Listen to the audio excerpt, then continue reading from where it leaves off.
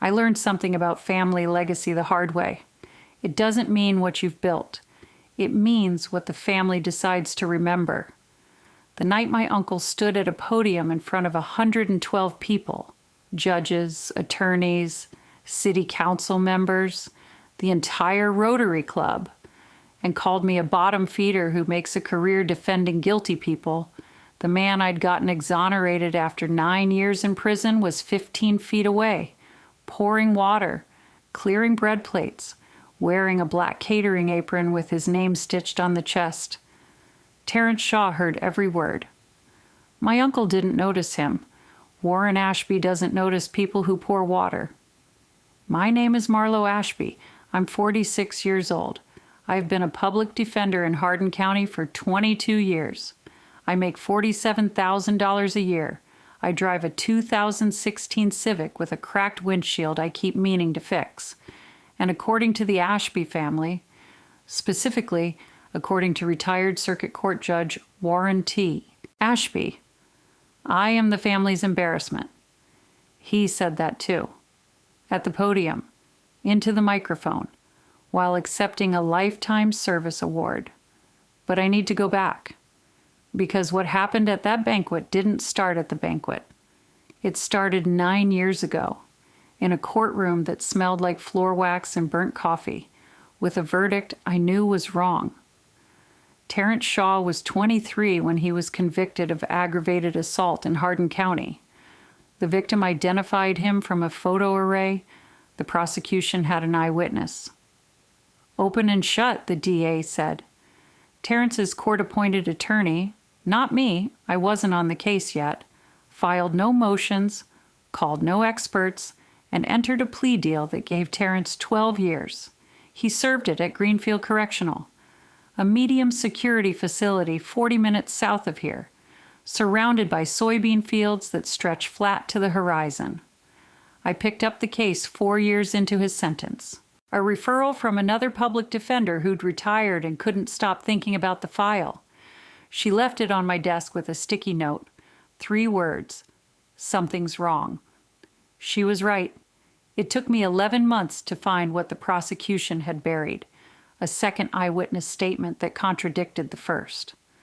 The original detective's notes showing the photo array had been conducted suggestively. Terrence's picture was the only one in color, and a lab report on fiber evidence that had been requested, completed, and then never entered into discovery.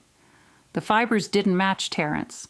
They matched a man named Dale Keenan, who was arrested for a nearly identical assault 2 counties over 18 months after Terrence went to prison. 11 months of FOIA requests.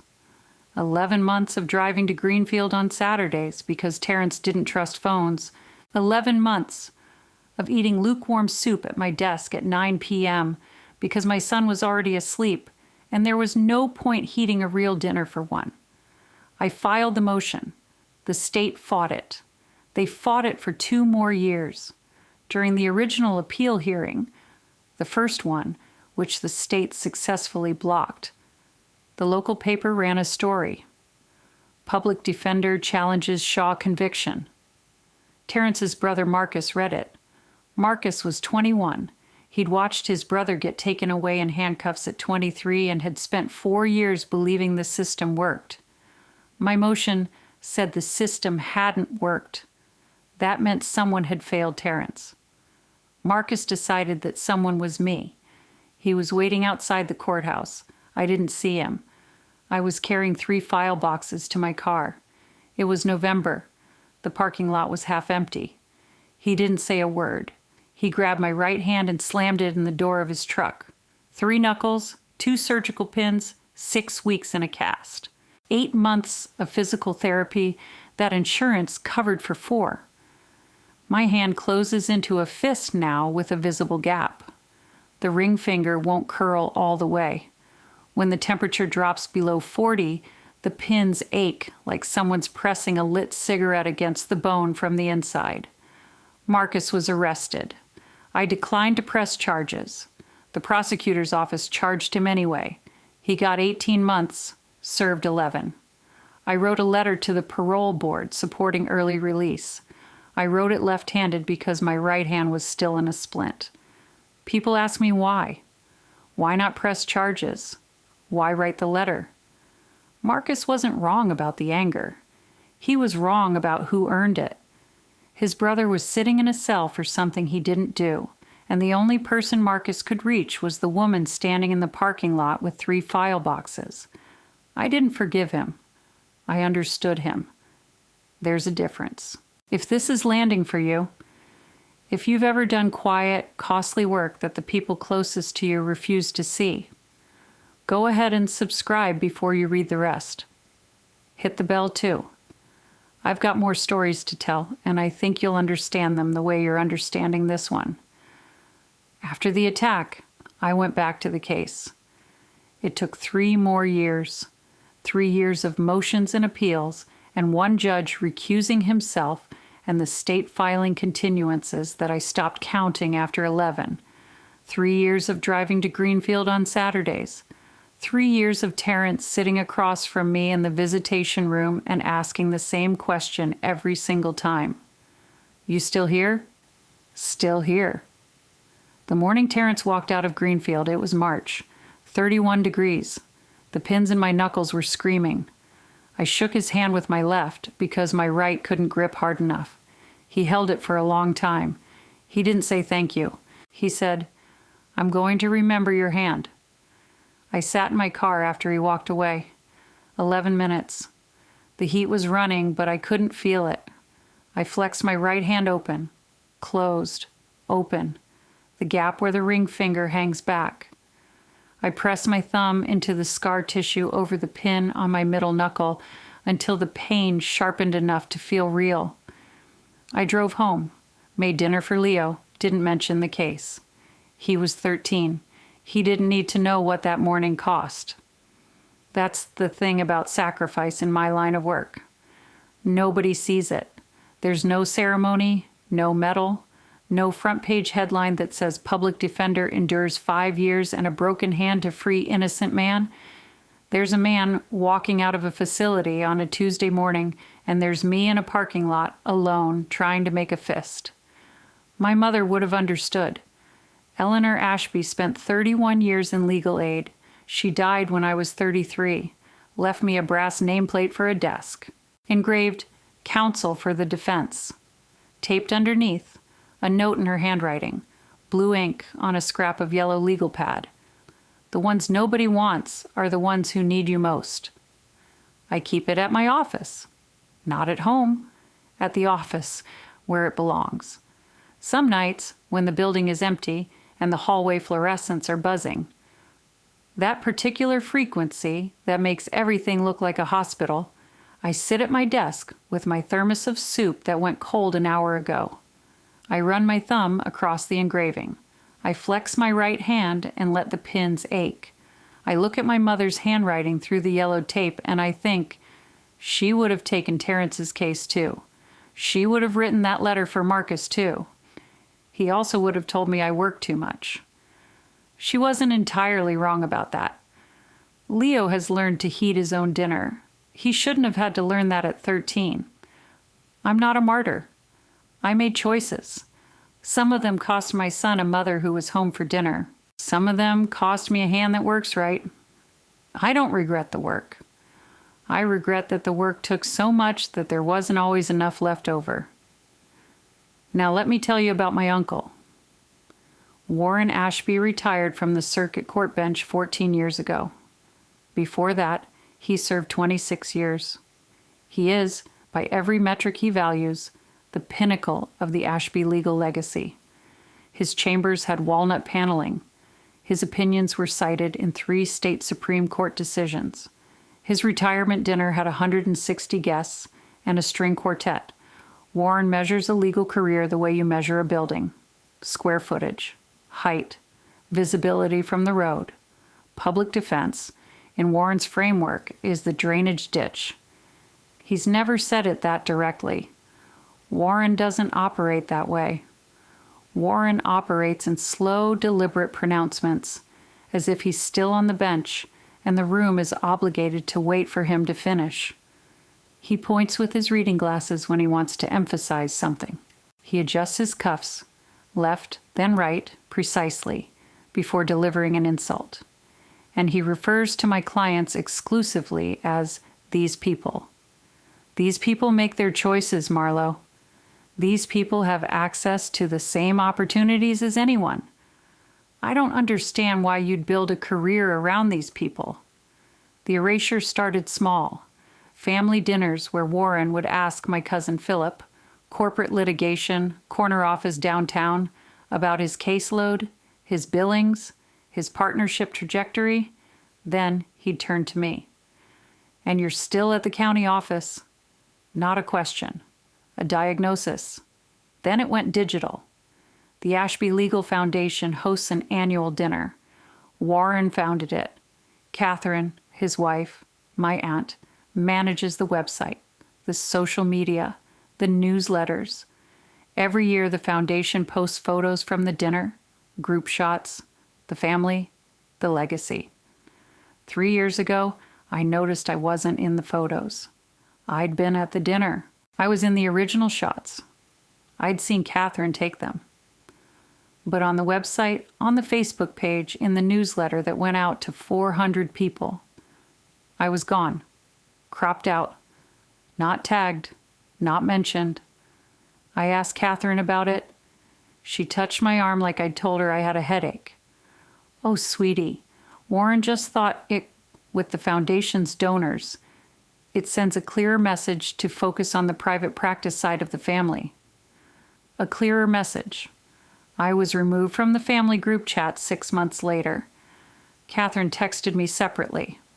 Warren set up a new one for foundation coordination.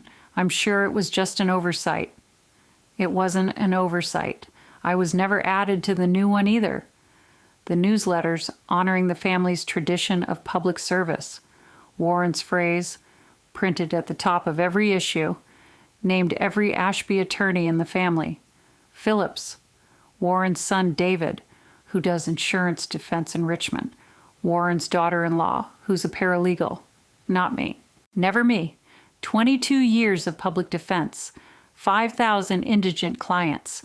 An exoneration that freed an innocent man after 9 years. None of it existed in the Ashby legal legacy. But Warren wasn't finished. Last spring, I was nominated for the County Bar Association's Pro Bono Service Award. 18 attorneys nominated, a review committee of 5. I'd handled more pro bono cases than anyone in the county for 3 consecutive years. The committee chair told me, off the record, that my file was the strongest she'd seen. I didn't win. I didn't even make the short list. It took 2 months to find out why. Warren had written a letter to the committee chair on his personal letterhead, the one with retired Hardin County Circuit Court embossed under his name. The letter referenced an ethics complaint filed against me with the state bar, a complaint from a former client who alleged I'd provided inadequate counsel and failed to return case files. The complaint was real. It had been filed. What Warren didn't mention in his letter, what I didn't know until the state bar's investigator contacted me, was that the former client had been contacted first, by Warren. The client, a man named Gerald Driscoll, later told the investigator that a retired judge had called him, asked about his experience with my representation, and suggested that if he felt his rights had been violated, there were formal channels available. Warren manufactured a bar complaint against his own niece, then used the existence of that complaint to block a service award. I found out on a Tuesday. I was at my desk, soup in the thermos, my mother's nameplate 3 inches from my left hand. I read the investigator's summary twice. Then I set it down, pressed my palms flat on the desk, and stared at the brass engraving until the letters blurred. I didn't cry. I flexed my right hand. The gap, the pins, the ache. Then I picked up the next case file and kept working. But Warren still wasn't finished. Because last month, my son came home from a weekend at Warren's lake house. Leo goes every summer, has since he was 6. It's the one family tradition I haven't fought. And he was quiet.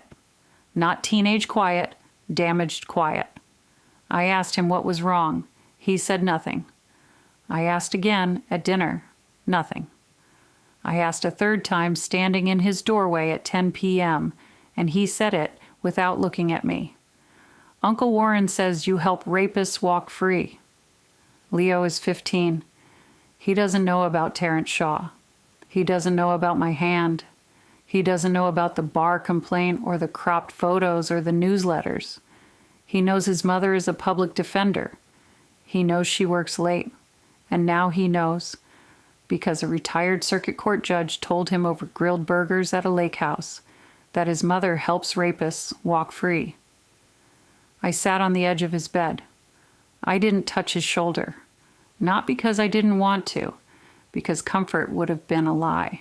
I couldn't tell him Warren was wrong without explaining everything Warren had done, and I couldn't explain everything Warren had done without making my 15-year-old carry a weight that isn't his.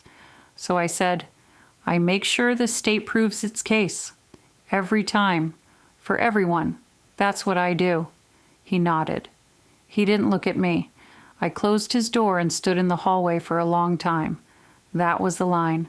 The photos, the chat, the award, the bar complaint. I could absorb those. They were aimed at me. But Leo. Warren had walked into my son's understanding of his mother and rewritten it.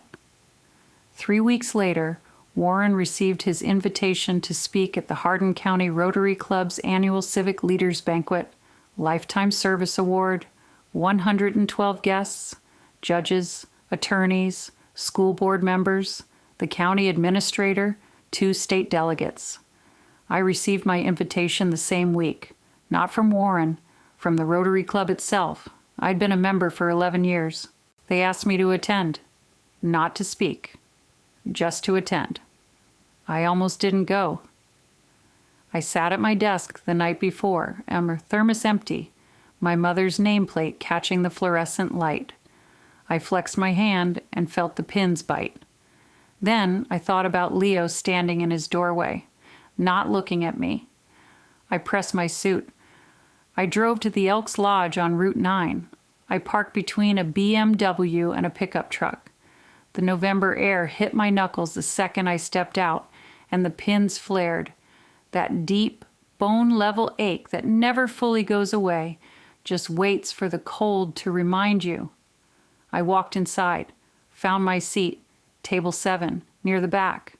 The catering staff was already moving through the room, white shirts, black aprons, pouring water, setting bread baskets.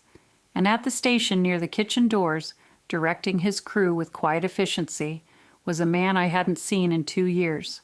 Terrence Shaw, name stitched on his apron, managing the event for a local catering company. He saw me. I saw him. Neither of us said a word. He gave me a single nod. I gave him one back. Then Warren took the podium. The speech started the way Warren's speeches always start. Slow. Measured. Each word placed like a brick in a wall he's been building his entire life. He thanked the Rotary Club. He thanked the county. He thanked the Ashby family's long tradition of service to the bench and bar. He named Philip. He named David. He named Catherine, who was sitting at table 1 with her hands folded and her smile fixed. He did not name me. I didn't expect him to. I hadn't been part of the Ashby legal legacy in 3 years. Maybe longer, maybe never. Warren adjusted his cuffs, left, then right. He took his reading glasses off, held them by the temple, and pointed them toward the room. The law is a serious profession, he said. It requires serious people, people who understand that the bench, the bar, the institutions we've built, they deserve advocates who elevate them, not diminish them. He paused. He looked at me, not a glance, a look, deliberate, the way a judge looks at a defendant before sentencing.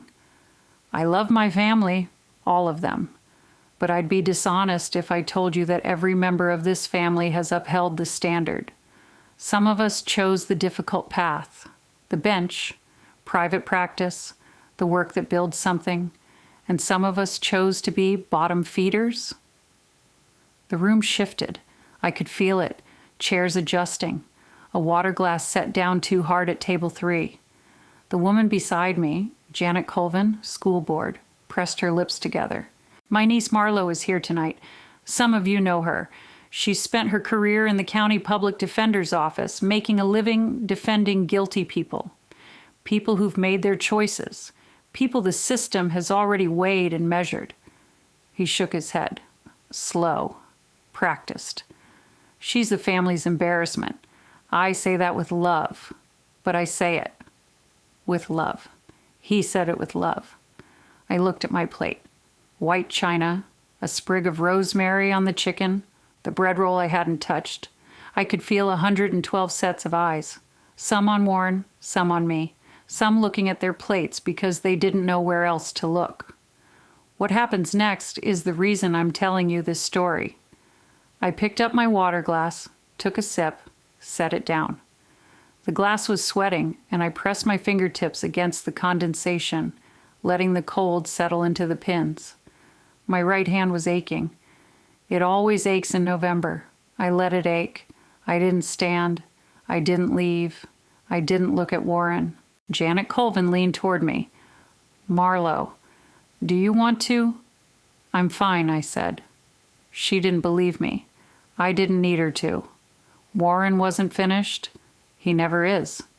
He talked for another 4 minutes about the sanctity of the judiciary, about the attorneys who build up the profession versus those who drag it through the mud representing these people. He used that phrase twice more. These people. Each time, he adjusted his cuffs. A man at table 5 coughed. Someone at table 2 set down a fork.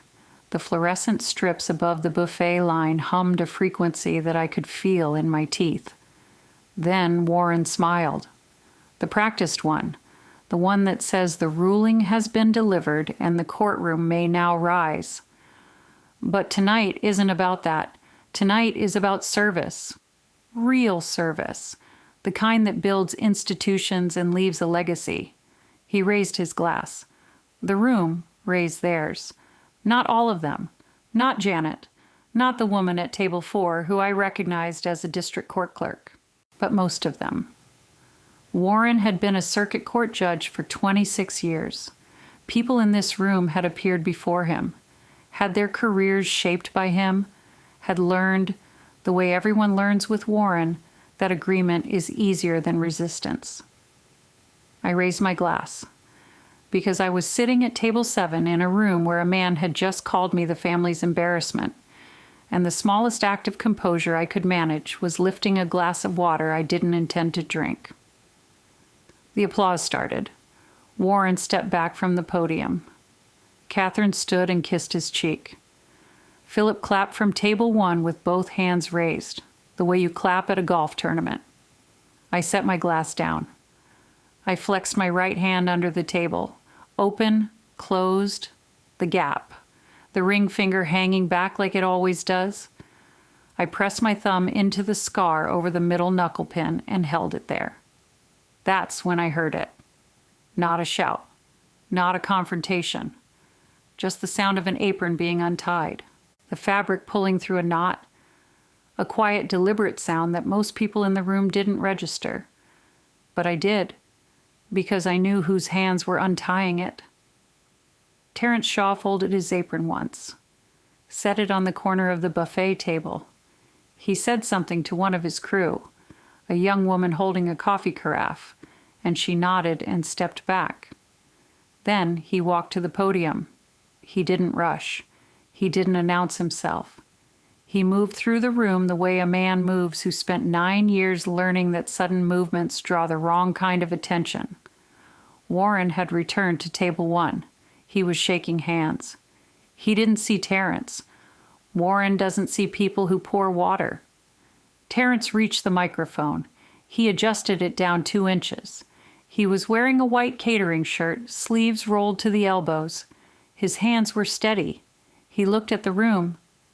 My name is Terrence Shaw. The room was still settling from Warren's speech. A few people looked up. Most were mid-conversation. The Rotary Club president, seated at table 1, frowned and half stood, not sure if this was scheduled. "I'm the catering manager tonight. I run service for Harmon Events. I've been doing this work for about 2 years." He paused. "Before that, I was at Greenfield Correctional for 9 years for a crime I didn't commit."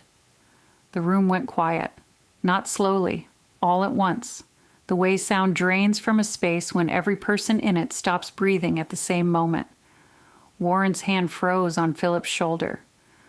"Most of you are attorneys, judges, public servants, so you'll understand when I tell you that I was convicted on suppressed evidence, a photo array that was manipulated, a fiber analysis that was completed and then hidden, an eyewitness account that contradicted the state's case, buried in a file that nobody opened for 4 years."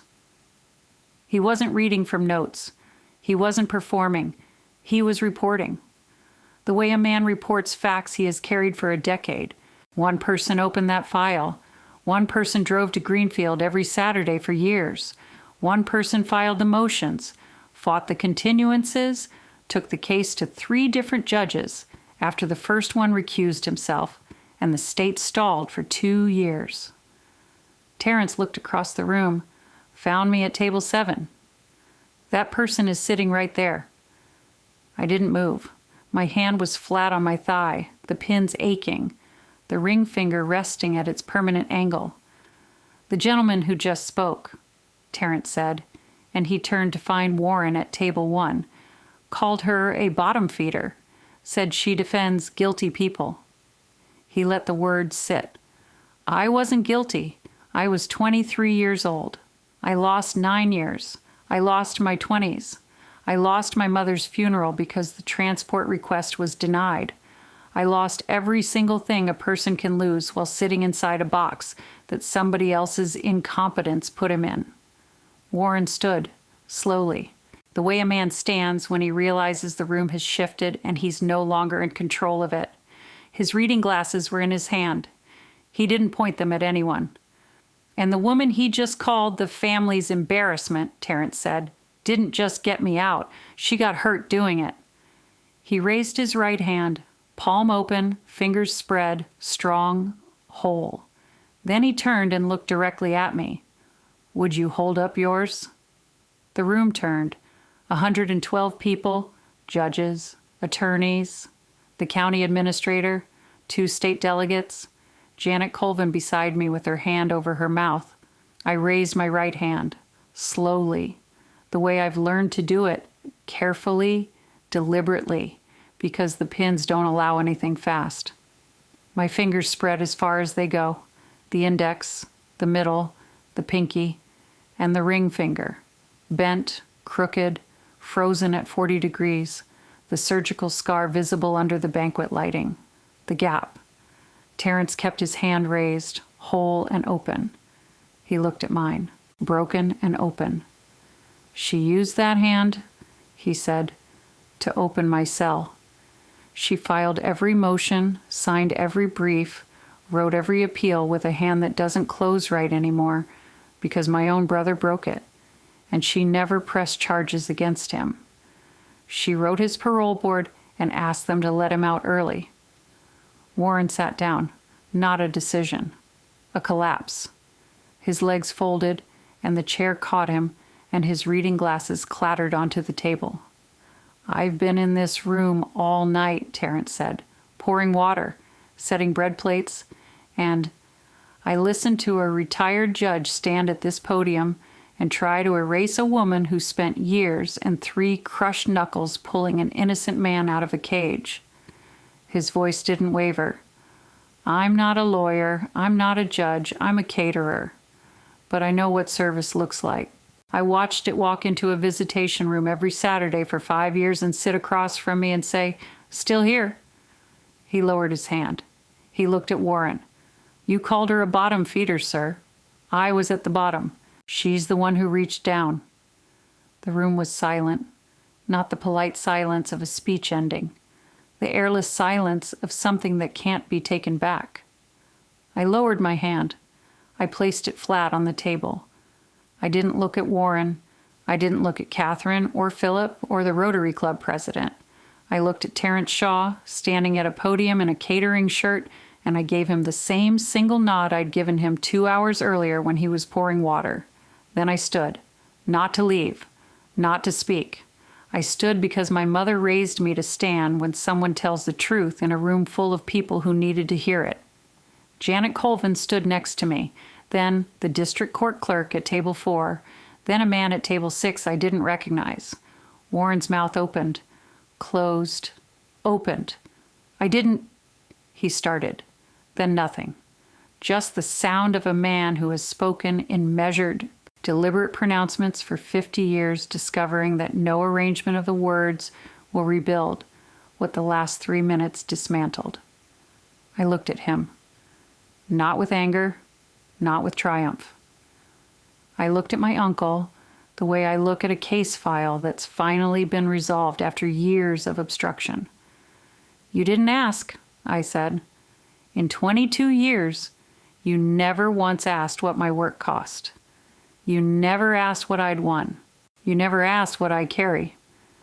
I held up my right hand one more time. The gap, the scar, the pins that would ache until the room warmed up or until I died, whichever came first. You just decided I was the drainage ditch. I lowered my hand. I sat down. The Rotary Club president was standing now. The state delegate at table 2 had her phone face down on the table, as if recording felt indecent. Catherine was gripping Warren's arm with both hands, her face the color of the china. Terence Shaw picked up his apron from the buffet table. He folded it over his arm. He walked back toward the kitchen doors. Halfway there, he stopped. He didn't turn around. He said, quietly enough that only the tables nearest the aisle could hear, "Still here." Then he pushed through the kitchen doors and was gone. The banquet ended without dessert. The caterers brought out coffee. Most of it went cold. I drove home in silence. No radio. The heater running on low, just enough to take the edge off the November air, but not enough to stop the pins from aching.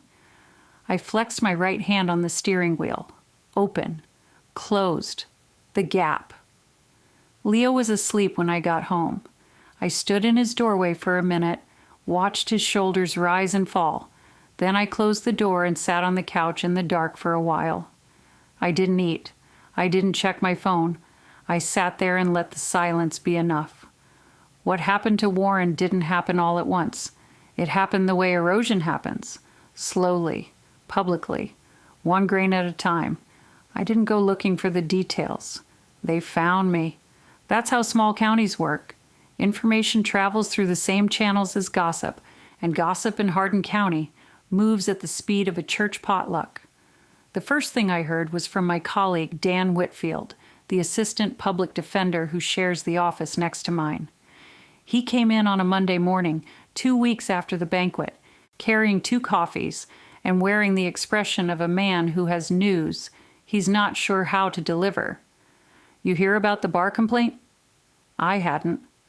The state bar's investigation into the complaint Warren had manufactured, the one from Gerald Driscoll, the former client Warren had coached into filing, had been in progress since before the banquet.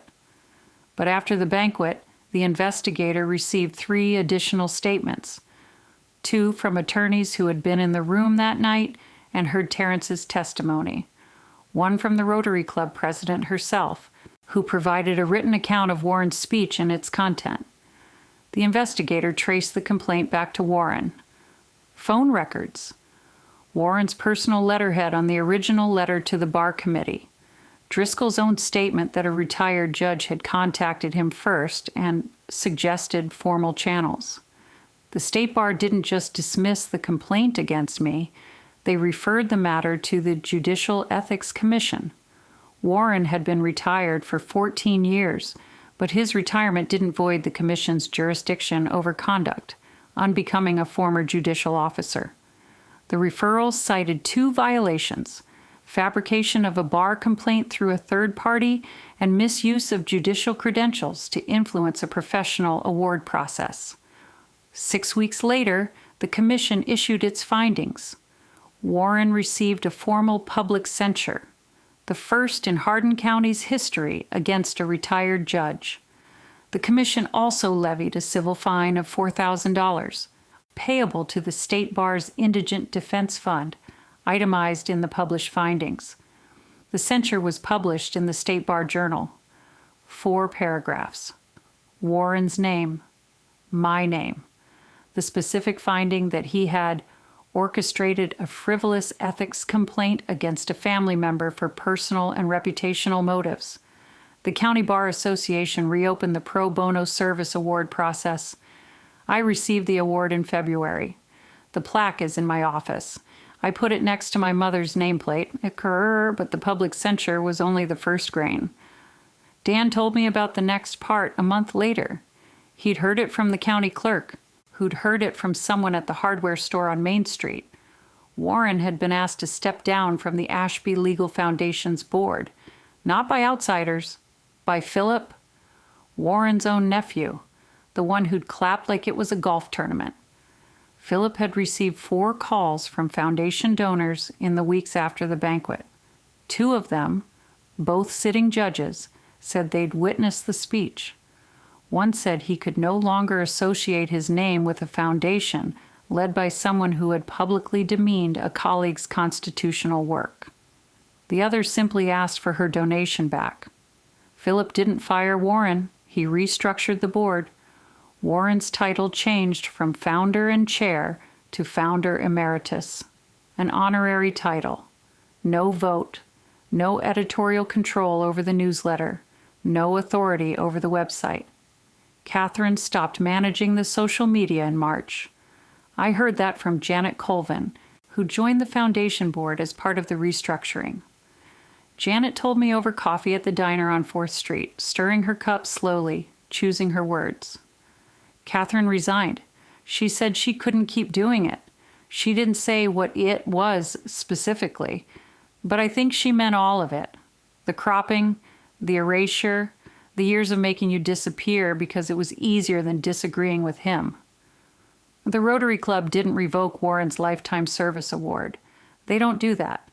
But the following year's program, I saw a copy on Dan's desk, listed the award with a single line of text. No biography, no photo, no mention of the Ashby legal legacy. Just 2023 recipient, Judge Warren T. Ashby, retired. 2 sentences where there had been 2 paragraphs. The county administrator told Dan that Warren's name had been removed from consideration for the new courthouse annex naming committee. Warren had lobbied for that position for 3 years. The administrator didn't cite the banquet. He cited a desire to move in a different direction. In Hardin County, that's the same thing. Warren's world didn't collapse. It contracted. The Rotary dinners he wasn't asked to speak at, the committee seats that went to other people, the foundation he built carrying someone else's name at the top of the letterhead, the hardware store on Main Street where he'd run a tab for 20 years, quietly informing him they'd moved to payment at purchase for all accounts. I didn't orchestrate any of it. I didn't make a single phone call. I went to work. I picked up case files. I drove to Greenfield for client meetings and to the county jail for arraignments and to the courthouse for hearings. I did what I've done for 22 years. The community did the rest, not because I asked, because a man in a catering shirt told the truth, and 112 people heard it. And truth has a weight that rearranges rooms long after the words stop echoing. Catherine called me in April. I was at my desk. 8:30 p.m. Thermos empty. The fluorescents buzzing their hospital frequency. My mother's nameplate catching the light the way it always does when I'm the last one in the building. I almost didn't answer. The screen said, Catherine Ashby, and I stared at it for 4 rings. Then I picked up. Marlo. Her voice was thinner than I remembered, smaller. I need to say something to you, and I need you to let me say it before you respond. Go ahead. I cropped you out of those photos. I removed you from the group chat. I left your name out of the newsletters. Warren asked me to do it, and I did it, and I told myself it was just easier not to upset him. But that's not an excuse. That's just cowardice with a nicer name. I didn't say anything. I let the fluorescents hum. I watched him erase you for 3 years, and I held the scissors. I don't know how to make that right. I don't know if I can. I pressed my thumb against the scar on my middle knuckle. The pin underneath was quiet tonight. The office was warm enough. Catherine. Yes. Did you know about the bar complaint?